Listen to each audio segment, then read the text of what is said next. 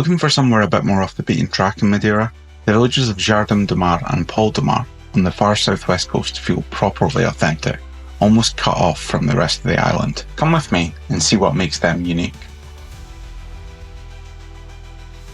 I'm Ronnie, and my travel style can be a little intense. I like to see it all, do it all, and experience everything that a place has to offer. So if you're up for a really immersive travel experience, you're in the right place.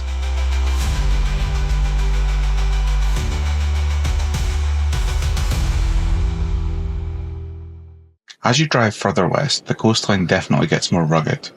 You'll reach Jardim de Mar, and it's a great spot. The name literally translates as Garden of the Sea. It got its name because of the striking contrast. You get these quite arid, steep cliffs surrounding the area, and then down by the water, this lush, green little oasis of a village. It was once known for having loads of wildflowers too, adding to the garden feel, right next to the ocean. What hits you first about Jardim de Mar is that the village centre is mostly just for walking. You park up outside and then explore through its maze of narrow, winding little paths and steps. It makes you slow down. And the clouds have rolled in there, and we've got a bit of rain. It's still warm though.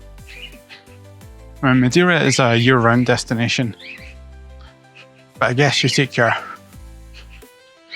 risk with the weather. But I think, to be honest, being a bit of a tropical island, it gets rain all the time. The weather just changes really quick, so I wouldn't worry too much about the weather. Like, you'll still enjoy it. It's not a sunbathing place. There's something about the mist and the clouds and the hills and stuff. Looks nice as well. The houses are mostly whitewashed, traditional style, and you'll often see bright flowers growing over the walls. It looks really nice, really picturesque. I thought, oh, this is a really cute little street. That's going to lead to, like, out to the sea, and it's going to be really nice. No, an old mattress. In this direction, at least, it leads back up to the church. It's like they knew I was coming. We've got these little bumps in these paths. They're kind of like steps, like smoother steps. They know I don't like walking downhill on slippy stones. Cheers, Jardim. Oh, now we transition to actual steps. That's nice. But mostly this place is known for this thing and its massive waves. So those huge waves obviously make this place pretty popular with surfers. Oh, there's nobody out in it today. Looks pretty rough. I'm no surfer, but I don't know if you can surf in that. The village sits right on the edge of the ocean, with some hefty sea defences, because this place gets some serious waves. Oh, it's warm here. So there's this cool little path that goes right along the coast. I mean, a lot of it actually seems to be access to properties. I don't think it's built as a coastal walk, but it's all these properties that are built on, oh my god, look at the view. It's basically me the whole time here in Madeira. Wow, these waves are crazy.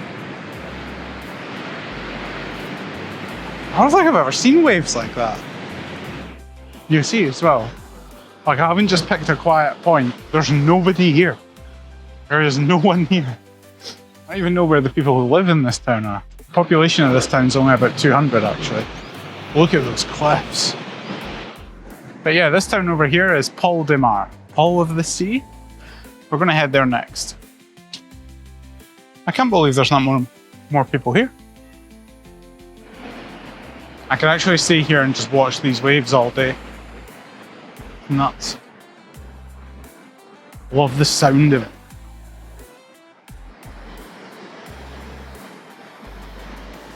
And obviously it's moving really fast, but it looks like slow motion.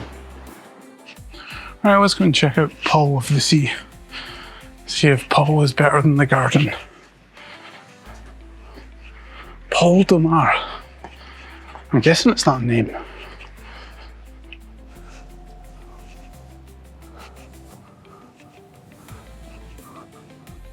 Just a bit further along the coast is Pol de Mar. It feels a bit different from Jardim de Mar, more like a working fishing village.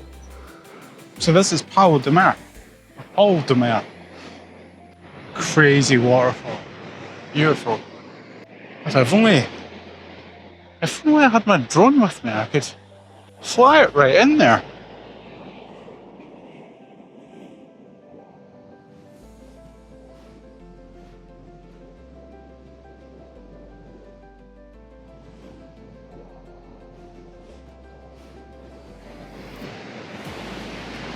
so cool. I can't get over how incredible the landscape is in this island. Jurassic Park. That's the best way to describe it. Like, for me as a kid, loved Jurassic Park. I might get splashed here, by the way. Hoping I don't. I'm going to put this lanyard around my wrist just in case I do, so I don't drop the camera when I get a fright. Because the ground is pretty wet. But we're going to go right to the end. Some big waves. I don't know what the town's like here, but the waterfall, the waves, the cliffs, I'm sold. The town can be nothing. I mean, to be honest, it doesn't look yeah, it's not old.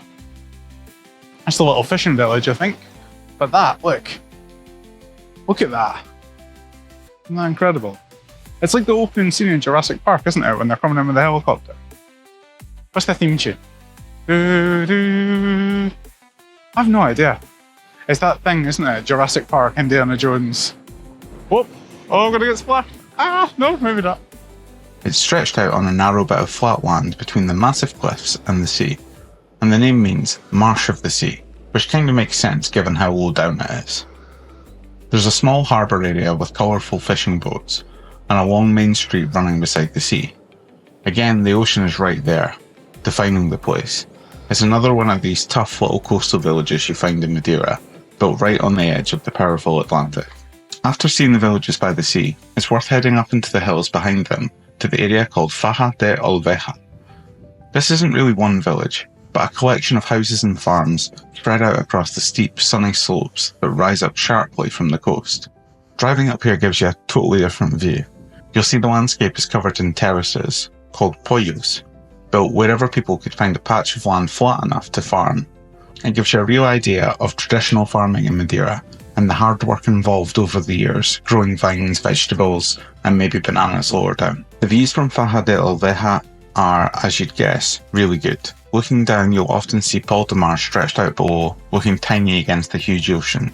You get wide views along the southwest coastline, and on a clear day, the sense of space is fantastic. It really shows you the connection between the farmland up high and the villages down by the sea. So I was just driving past and saw this church, which is basically in the clouds. We're so high up. I'll check the altitude later.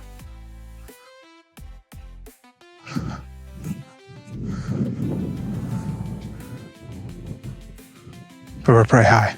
Like, look at this. Look. I'm basically in the clouds. And yes, if you're wondering, it is too cold to be wearing a vest up here. You go to the sea and it looks like it's just there, but that's really... There must be at least 1,000 feet. At least.